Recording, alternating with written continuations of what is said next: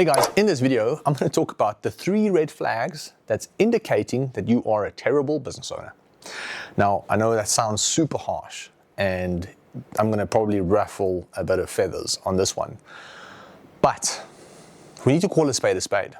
I've made multiple videos now on the comparison between small business owners and the successful ones, how they think, how they operate. The ones who became successful, many of them started exactly where everybody else started. I know one of my really good friends built a 100 million rand business per annum, starting with nothing. At the age of 16, he was kicked out of the house, didn't finish school. So we look at people like that and you go, what are they doing right? How do they think about business versus how the people who struggle think? And in this video, I want to identify the 3 red flags that I've noticed after working with over 500 business owners, having noticed and seen the ones that become successful and the ones that don't, and also having sat with billionaires. Like I've spent hours with probably 3 or 4 billionaires now, learning, absorbing, trying to get an understanding of their minds and where they started and how they thought in that time. Like when they had nothing, how did they think? Because that's what's crucial. And in this video, I'm going to highlight those 3 red flags. If this video offends you in any way and rubs you up the wrong way, I'm here to just call a spade so that you can do introspection and challenge yourself in order to become better. All right. So if you do enjoy business and marketing content, I believe from the bottom of my heart that this channel is for you. I'm putting my heart and soul into creating really good content, at least the lessons I've learned along the way after doing this now for 12 years or so. And, if you're wondering who we are, we've built a business that has done about 1.3 billion in sales for other clients, which is the agency Via Media. We help them generate those kind of sales collectively. And then we have VA Capital, which is our investment arm, which is now, as a group, hopefully going to do close to about 200 million this year with the companies that we're involved with. So not our money, but as a collective, all the group together, that's on trajectory to get that right. So, and these are just lessons that I'm sharing. So if you like to follow the journey and get some insight, then I think this is the channel for you. So if not, no obligation. Let's just dive into today's video, right? And the 3 red flags, like I said earlier, that indicates that you might not be the best business owner now. Doesn't mean that you won't be one down the line. I think by identifying these traits, you can start to work on yourself. And funny enough, I had all these traits. I still have some of them. So by no means am I a successful business owner yet, at least from my point of view. I just love the journey. I love learning, and I'm happy no matter what happens. Like, I don't need to get to 1 billion to be happy. And if I lose everything, that's okay too. Like, for me, it's about the journey and the people I do it with. So long story short, here is essentially the 3 red flags. Number 1. Business owners are emotional when it comes to their decision making. So they make emotional decisions instead of logical ones. So I made a video last year, and it was comparing the billionaire mindset to the small business owner mindset. And I said, a lot of business owners starting out, they are 80% emotional, 20% logical. And that makes sense, right? It's the first time that you may be embarking on this journey. It's everything that you perceiving is new and unfamiliar, and therefore you're not in your comfort zone. So you're naturally anxious and stressed, and it's just normal that stress and anxiety and fear would translate into your decision making. Just 100% normal. But the more you embark on this journey, the more you start to reason. And I think the more you start to think logically about things too, because it's not so much about how you feel, but it's about the logical outcome if I take that step, regardless of how I feel. And that's why I believe that business owners starting out are 80% emotional, 20% logical. And when you get to like a millionaire level, once you've made your first million, you most likely a bit more logical. So I'd say 50-50. But once you've made like 100 million, and I had a meeting again with a good friend of mine. We've been friends since I've started the agency, and he shared his journey, and he's at a level of wealth that I'm just so proud of him. I got tears in my eyes when he told me the story of what's happened in his life the last year or two. And I sat there and I was like, all the conversations we're having is just the way he's having conversations has completely changed because of that. And it's because every few months, he just changes as a human being. He goes through the metamorphosis of becoming a better business owner. And that's why he is where he is now. So long story short, once you've made like a couple of million, like I'd say 50 million plus, then you become very logical with your decision making. Obviously you don't have that fear and anxiety anymore, because if shit hit the fan, you can't, okay, your family's taken care of, whatever. It's almost like that fear is a bit reduced. But what's interesting is that a lot of the business owners that reaches that level of success, they never really had that fear to begin with. It's almost like they just trusted the process, and they try to be as logical as possible with everything, and they were okay with the risks. So long story short, in conclusion, the first red flag is that if you're very emotional about your decision making, like if you overthink things. So I'd say like if you're undecisive,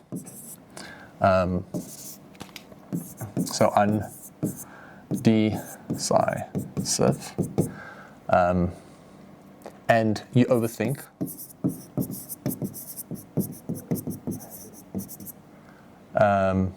you worry, you're anxious, stressed, and I think you always think about worst case. You always think about worst case scenarios. Like, those are the emotional traits of a bad business owner. Purely because if you are experiencing this and you're going through this, there's no way that you're going to be able to make a logical decision. And if you can't make a logical decision, there's a high probability that that decision won't be beneficial to you. Like if you can't look at the data and make a calculated risk or take a calculated decision, then most of the time you're just going to make a decision that is bad for the business and for yourself, because you have all this overwhelming thoughts in your head. You can't think clearly. So in theory, the first red flag is just being very emotional. And we've seen that with business owners. And some of them might even be watching this video and they might go, yeah, I remember, Jandre told me. Because, I call a spade a spade. I try and be as transparent as possible. And I say, listen, I think that you're making an emotional decision right now. And I get it. But having been on that side, the quickest way for me to have gotten out of that was to just be objective about everything that I do. And my team will tell you, I'm still very objective, like I've always been. But it doesn't mean that there was a degree or a percentage of me that was very emotional in the beginning. Because I was. Because this was my first, I'd say, success story. I've had other businesses, and even though they were sold, they weren't sold for much. It wasn't like I was making millions, but it was always like a next step, a next level. And this was the first business. Media was the first business, and we've built this collectively. I can't take any of the credit myself, but it's almost like the first success story, for us as a group. So in the beginning, when we started reaching that level of success, you get a bit emotional about every decision because you don't want to jeopardize where you are. And that's just completely normal. I think a lot of business owners, especially when they look at their bank account, the bank account's not going in the direction they want to, they get very flustered, they get very anxious.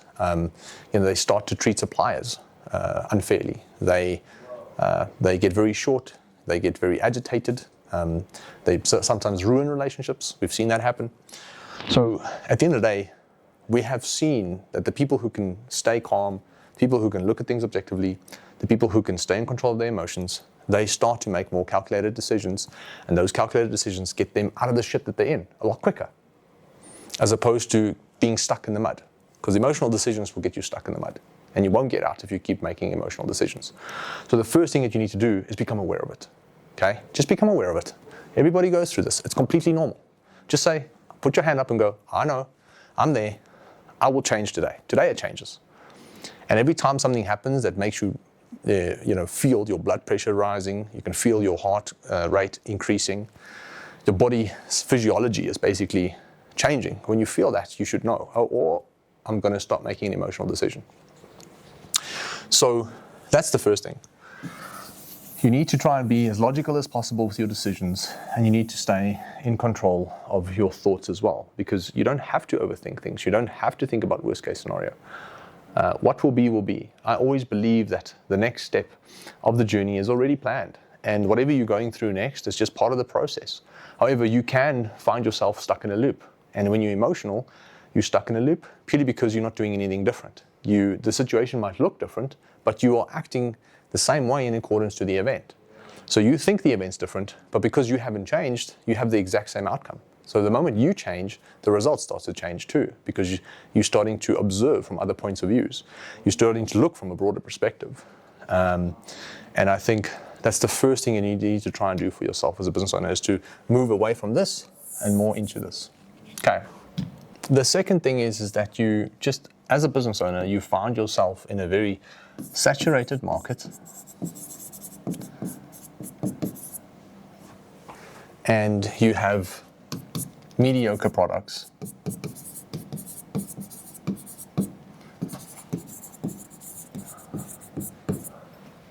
and you have mediocre margins. So I'll just say average margins. So these three things, being in a saturated market, having mediocre products, and having average margins, that's a recipe for death. That's a recipe for a slow death.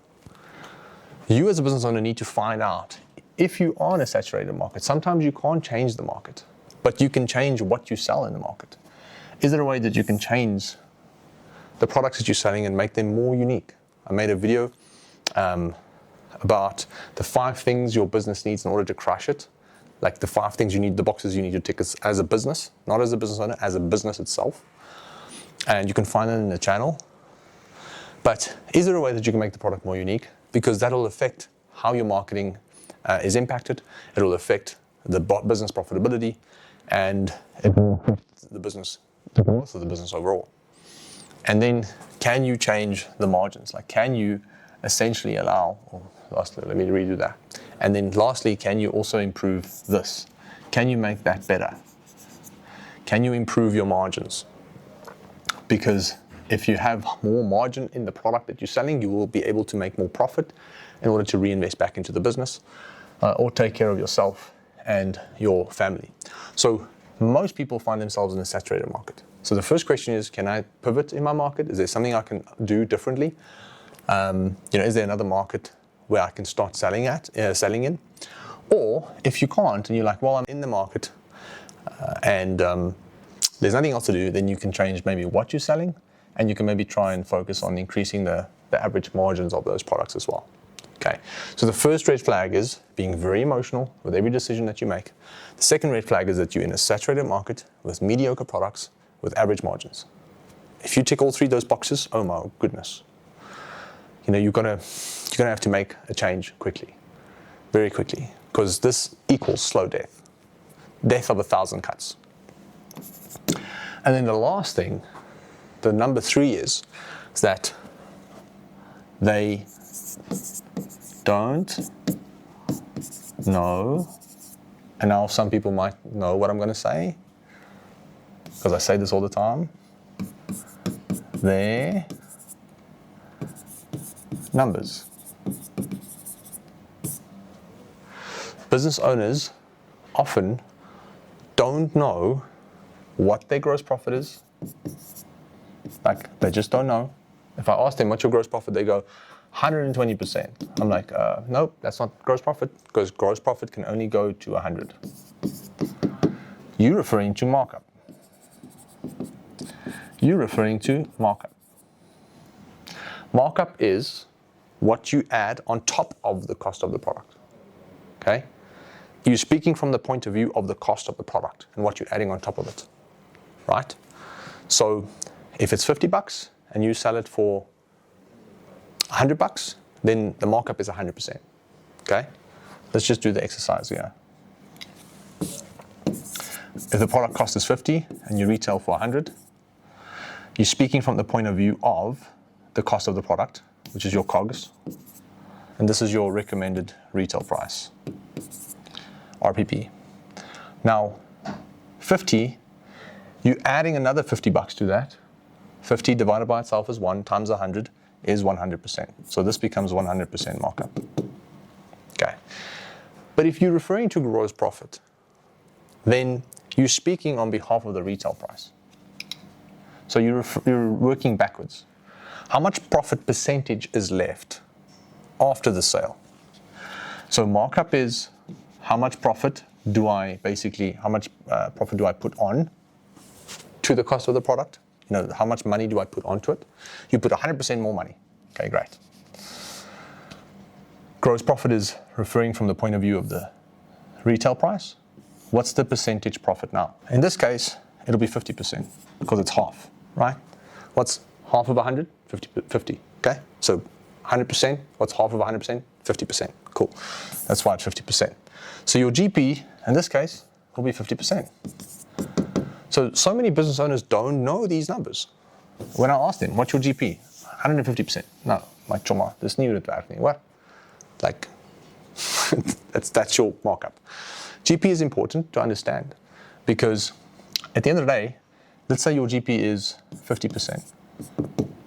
Okay, this is your GP. And that is the recommended margin I'd recommend. So this conversation over here, that needs to be at least 50 or more. If you're under 50 and you're responsible to make every single sale, and you don't have big retailers backing you, you're not selling at a market where there's a ton of volume, and you're selling online mainly, and you're bootstrapping the business, then you need 50% or more. Otherwise, you're going to have a tough time making the business profitable. Okay, so we've got GP. If your GP is 50%, the reason you want it to be that high, essentially, is because Shopify is going to take 1%. Transaction fees is going to be another 3 to 4%. Then you're going to get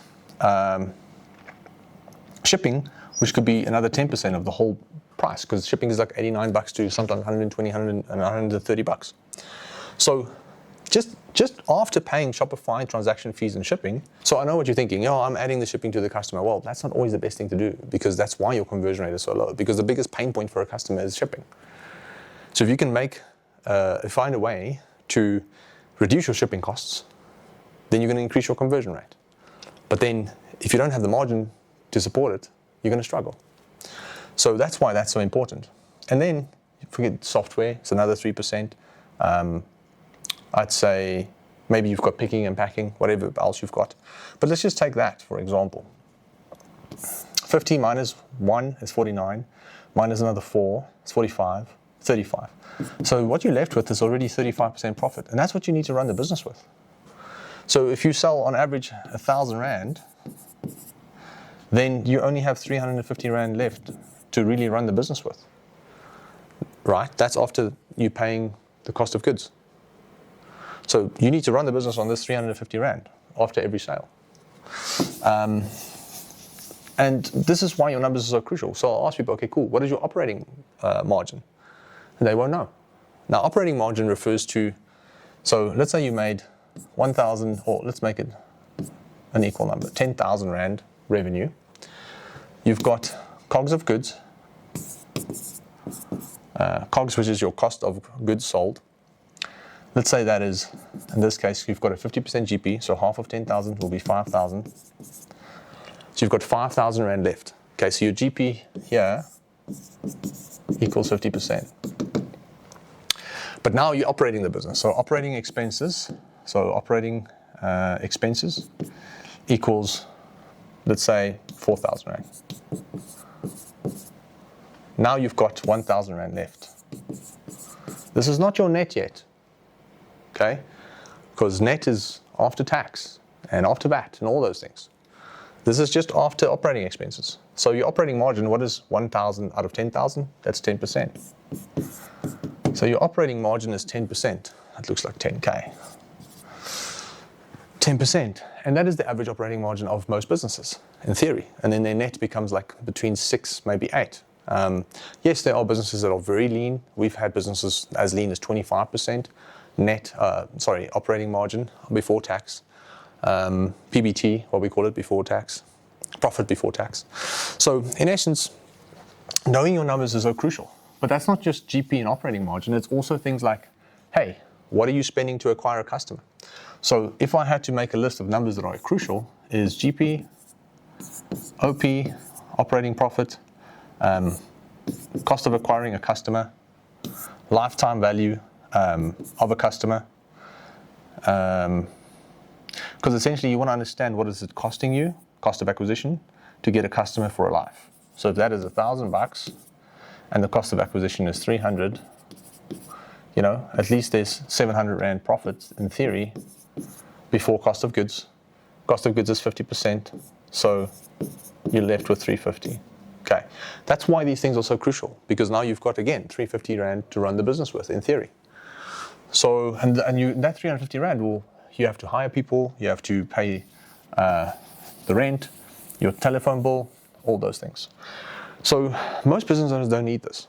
And I've had a conversation with a very successful entrepreneur once, and he said, but you can always just hire someone to do that for you. I don't know.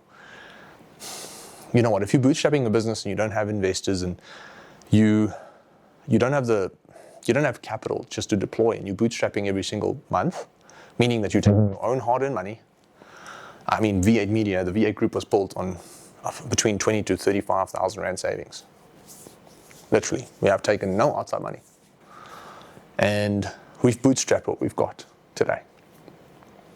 And in theory, I know it's possible, but you need to tick those boxes if you want to make it a possibility. If you make that possibility a probability for yourself, a high probability, you need to be less emotional, more logical. You need to find a market that's not as saturated, or if you're in a saturated market, improve the product, make it more unique, make sure the margins check out for that product as well. And then lastly, know your numbers, know your GPs, know your operating margin, know what you're taking home, know what you're paying to acquire a customer, know the lifetime value. There's other things like average order value, conversion rate, and all these things, but in theory, just GP and operating profit alone will help you a lot and guide you in running the business a bit more effectively. Because now you can be more logical. Because actually this is a true story. I met one of our clients, very lovely lady, shout out to her, she probably knows who she is.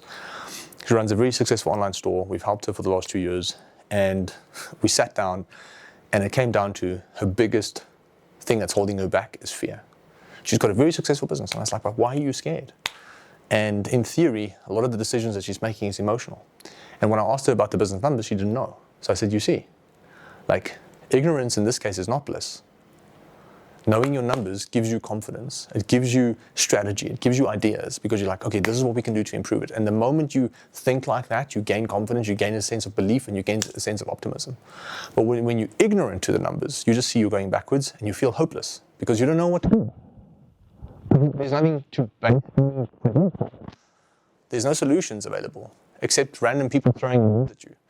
And you've got no way to take that idea and then put it through a sort of prism to find out if it's actually a good idea or not, because there's no data to help you. The data will be the prism.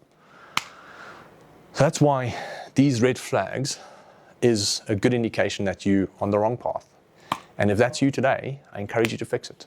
I encourage you to take notes and make the conscious decision to start changing the way that you run your business. Cool. Much love to you guys. I'll see you guys in the next video. Bye.